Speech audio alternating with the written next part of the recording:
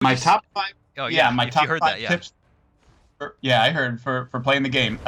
Number one, definitely play through the entire story all the way to the end, because you unlock um, so much stuff that like um, a tendency some folks have to jump out of the story as soon as they can and go try the other modes, but you get so many rewards and cards and decks from playing the story. It's definitely worth your while. Number two is one of the things I mentioned to you guys, which is think about the order of your attackers. Do not just throw guys at your opponent willy-nilly. It really matters what you attack with and in which order. So think about the order in which you're going to attack your opponent and break their runes. Number three is that there's a difference between trying to win the game and trying not to lose the game. And I see an awful lot of players who spend their time trying not to lose instead of making plays to win. So if you play card games, you might be familiar with the notion of play to your outs, which means build a deck, know what's in your deck, and know what cards you're looking to play to help you win the game. And make sure you're not just sort of making suboptimal plays that might keep you alive for another turn, but that's not your objective. You're not trying to stay alive for another turn. You're trying to win the game. Yeah.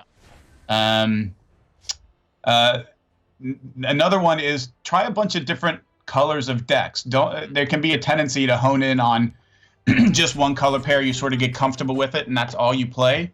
But there's an awful lot of fun synergies that can be found if you will try a bunch of different decks. And one of the cool things that our system does when you play ranked mode is that once you get to most ranks, you can't actually drop back to the previous one. You stay at that rank even if you lose 10 matches in a row, which kind of incentivizes you to try different stuff. You don't have to just stay with one deck and feel like, oh, well, I just won 5 matches to get from rank 8 to rank 7. I don't want to play something else because I'll lose all my progress. You actually can't. You'll just stay at the bottom of that rank, but you won't fall back to the previous one.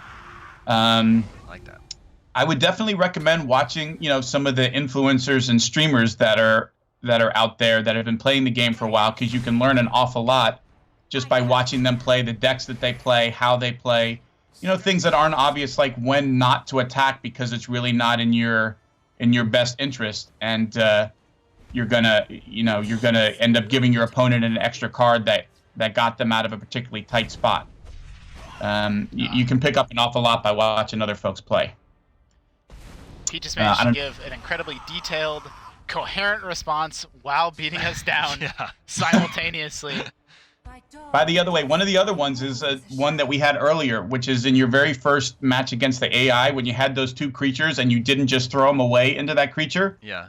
Those cards ended up being relevant. Like, every card in your deck matters. So if you don't have a good reason why you're just throwing a guy into a random guard, then don't do it. If they want to spend their turn attacking that creature and killing it, that's good for you, because instead of dealing damage to you, they were spending their turn dealing with the creature instead. So don't help your opponent out by doing stuff that only in fact helps them out. Sure.